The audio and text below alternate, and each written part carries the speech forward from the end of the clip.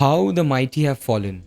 In terms of mighty, I mean Manchester United. The once great club known as the Red Devils under the graceful leadership of Sir Alex Ferguson. We had the greatest squad in probably decades. We had the 1999 treble winning squad. We also had the 2008 Ronaldo's Ballon d'Or winning squad. We had superstars all over the place. And right now, we can't even retain our youngsters from our academy, let alone buy a new superstar or a team of superstars. In this video, we'll be talking about how the things have gone so wrong in Manchester United, especially in the past 2 seasons and this season.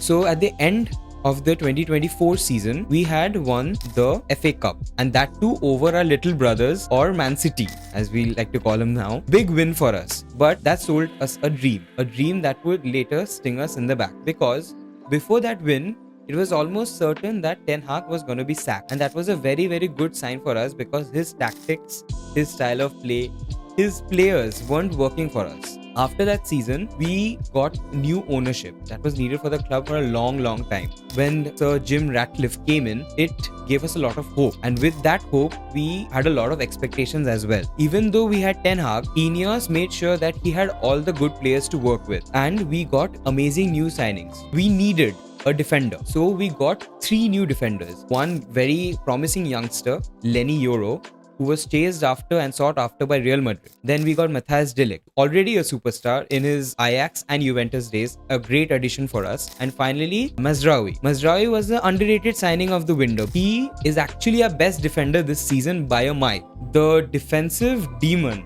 He can play so well as a wing back. It's unreal. He can score goals, move forward, defend everything. Next, we had a few midfielder signings, mainly Ugarte. So he's controlling the defensive midfielder position along with Casemiro. And then attackers, we brought in Højlund and Zirkzee. Now, Højlund was expected to be a very good striker for us. People were even comparing him with Haaland.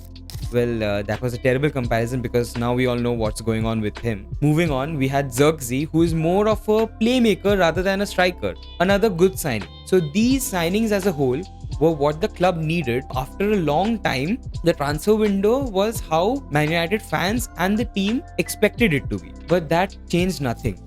After a record low finish of 8th place last season, Ten Hag continued his terrible form, so much so that people were expecting us to lose every week.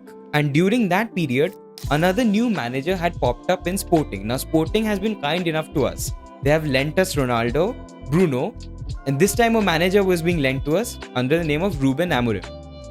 Ruben Amorim was sought after by many clubs, even Liverpool. Amorim was doing a wonderful job at Sporting. He was defeating teams left, right and center. Under him, Gyökeres was scoring goals for fun. And then, just as he was announced as a Man United manager for the second half of the season, yeah, that's right, Ten Hag got sacked. He had defeated Man City. That raised the expectations for him. But he was given with a squad. That squad was already made for in accordance to Ten Hag's plans. Amorim's system is completely new and completely different to that of any other team in the Premier League actually, let alone Man United. So the players who were already struggling in a very common and normal system started struggling even more under Amorim's new hyper defensive and hyper attacking formation. So moving on to the current positions of the team. Starting off with a keeper. Our biggest mistake, letting go of David De Gea. A cult hero, my favorite goalkeeper, and we brought in Onana. Now, Onana, before joining Man United, was Inter's goalkeeper and he showed a lot of promise. I was kind of excited for him as well, but again, as it happens to all players, after joining Man United, they just become terrible. We are now just conceding goals. He can't save. The only good thing about him is his ball distribution. Then moving on to the defense. Our defense line is, on paper at least, is actually very good. Martinez, the butcher, as we all know him. Alongside him, we have Matthijs de Ligt, a big, strong defender who is willing to die for the badge. Then we have Lenny Yoro, who is still recovering from his injury. I have a lot of expectations from him as he's young. I don't want him to be cursed by Man United. And then we have Harry Maguire, who, even though he'd become a meme, is now arguably our best defender on the team, apart from Mazraoui, of course. Then moving on to the midfield.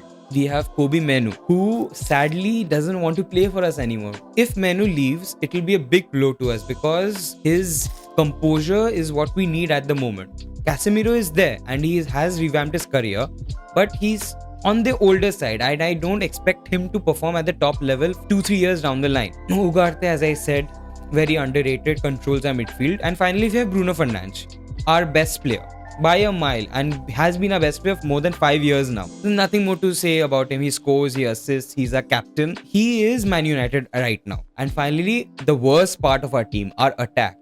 Our attackers can't score goals. They have one job to do and they can't do that job.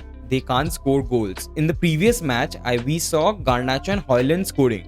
That was a moment of celebration for all Man United fans because they finally scored. Our wingers, especially Rashford and Garnacho, struggling to perform their roles as normal wingers, they were now given defensive capabilities and duties as well. So as you can expect, they didn't do well, and then Rashford got shipped off to Villa.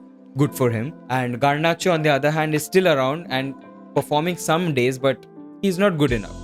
And on the other hand, we had one of our loanee players who is now our shining knight in armor, Amad Diallo. At least he was before getting injured. We were expecting him to score every weekend and he was doing so. He even scored his first hat-trick. This season is done for. This season's done. Our best hope will be a top 10 finish, which hopefully we get. On the other hand, our Europa League season is going very well. Actually, we are the only undefeated team across the UCL and UEL. If we manage to win the UEL or the Europa League, not only will that improve the morale of our players, our team and our fans, but it will also help us retain our players and attract new signings, because in the upcoming transfer window, it will be very crucial for us to, one, get rid of all the deadwood. That includes players that are on loan and players who are not performing.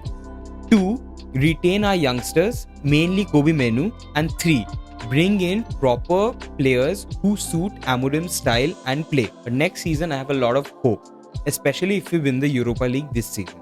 That is all for this video. I have tried to summarize and cover what I think and what I feel and what I know about Man United this season. And see you next video. Cheers.